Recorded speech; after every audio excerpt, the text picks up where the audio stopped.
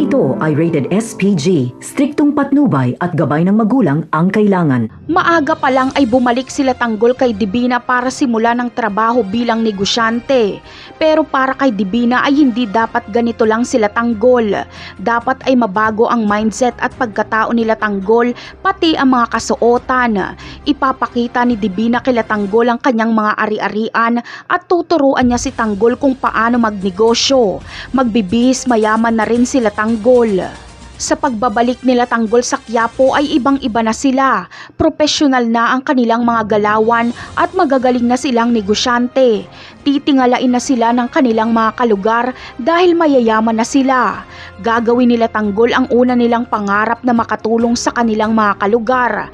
Mamimigay sila ng ayuda sa mga mahihirap at ipapagamot nila ang may mga sakit. Ngunit ang tanong ng marami, ano nga ba kaya ang nakatagong lihim sa pagkatao ni Divina?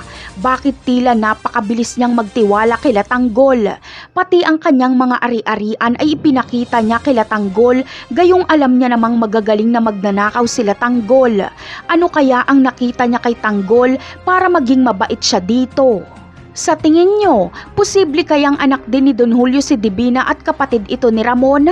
Kaya noong makita ni Divina si Tanggol ay naaalala niya si Ramon dahil kamukhang kamuka ito ni Ramon? At isa pa ay may naramdamang lukso ng dugo si Divina. Kung ganon ay pamangkin ni Divina si Tanggol kaya ituturing niya itong parang anak. Ramdam niyang hindi siya tatraidorin ni Tanggol dahil nakikita niya na mabuti ang puso nito.